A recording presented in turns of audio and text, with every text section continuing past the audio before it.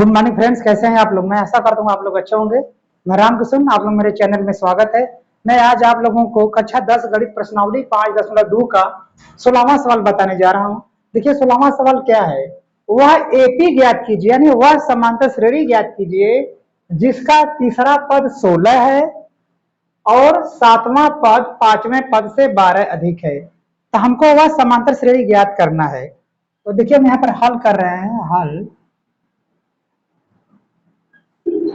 देखिए वह एपी ज्ञात है जिसका तीसरा पद 16 है, यानी इसका तीसरा पद 16 है, यानी A3 तीसरा पद क्या है 16, और दिया है कि सातवां पद पांचवें पद से 12 अधिक है। तो मतलब इसको देखिए A3 को हम लिख सकते हैं A प्लस 2D बराबर 16। देखिए A3 बराबर 16 दिया है, यानी तीसरा पद 16 है, तो हम A3 को लिख सकते हैं A प्लस 2D, यानी A में 2 गुणित D का मान जोड़ेंगे तो A3 आ जाता है, A3 का मान।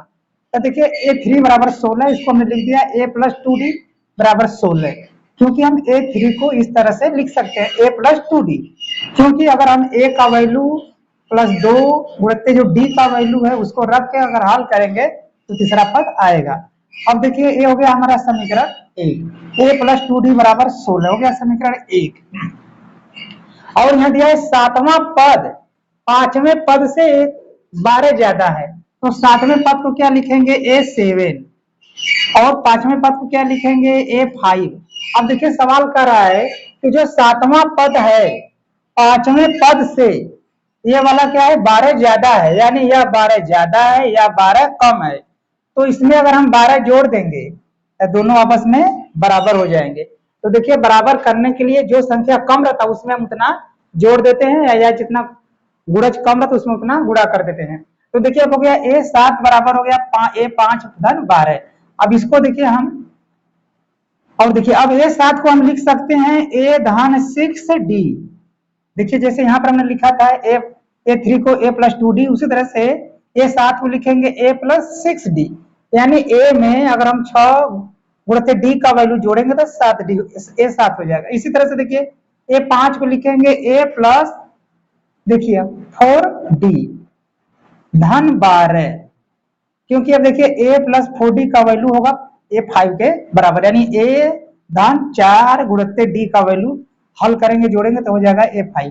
अब देखिए इसको यहाँ पर हो गया A प्लस 6D, अब ये इधर आएगा तो हो जाएगा माइनस। देखिए इधर का जो संख्या इतना है जब पक्षांतर करेंगे बराबर की इधर आएगा सब माइनस हो जाएगा, माइनस A माइनस 4D बराबर देखिए 12 उस पार तो 12 को उस पार ही रहने दिया। अब देखिए ये यहाँ प्लस है, ये माइनस है, इससे कट गया। अब देखिए 6D है प्लस और 4D माइनस है, तो 6D में से 4D घटाएंगे तो क्या बचेगा 2D बराबर हो गया 12। अब इसके बाद देखिए D बराबर होगा 12/2, यानी 1 दूना 2 6 दूना 12, यानी D का वैल्यू आ गया 6। अब देखिए D का वैल्यू आ गया 6, अगर A हो गया देखिए अब हम D का मान समीकरण 1 में रख देंगे तो हमें देखिए A का मान पता चल जाएगा। यहाँ पर हम लिखेंगे, यहाँ लिख रहे हैं, देखिए D बराबर 6 का मान समीकरण 1 में रखने पर,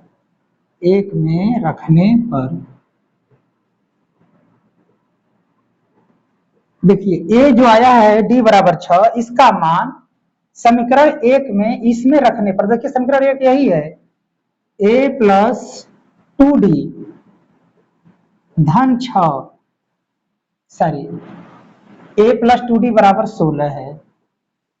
अब देखिए D का मान 6 है तो A धन 2 गुणित D का मान है 6, तो यहाँ 6 लिख देंगे, और इसके बाद देखो A प्लस 2 6 के 12 बराबर हो गया 16। देखिए A प्लस 2 गुणित D 6 बराबर 16 था, तो देखिए A की जगह पर A प्लस 2 6 के 12 बराबर 16, तो A बराबर होगा 16, इधर जगह माइनस 12, यानी माइनस 12। अब A बराबर होगा 16 में से 12 घटाएंगे 4।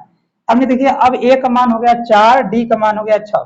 देखिए जब हमें A यानी प्रथम पद पता हो जाए और D तो हम समांतर श्रेणी बना सकते हैं। तो देखिए करा था वह AP ज्ञात कीजिए, यानी वह समांतर श्रेणी अर्थमेटिक प्रोग्रेशन ज्ञात कीजिए तो देखिए ए बराबर हो गया 4 और A2 बराबर क्या होगा, A2 बराबर देखिए होता है A प्लस डी।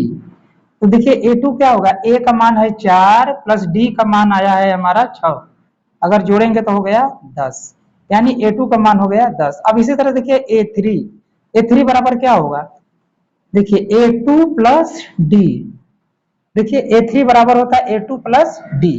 तो देखिए क्या करेंगे यहाँ पर, A2 का मान क्या आया है 10, तो हमने 10 लिख लिया, प्लस डी का मान आया है 6, तो 6 हो गया, यानी इसको हम जोड़ेंगे तो 10 6 16, यानी A3 का मान हो गया 16।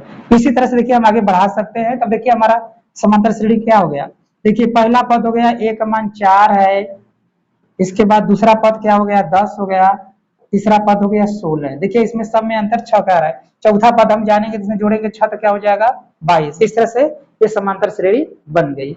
ये हो गया हमारा आंसर, इस तरह से समांतर श्रेणी बनेगी। मैं आशा करता हूँ आपके समझ में आ रहा होगा। यदि आपको मेरा वीडियो अच्छा लगे तो आप इसे लाइक कीजिए, शेयर कीजिए, सब्सक्राइब कीजिए। धन्यवाद।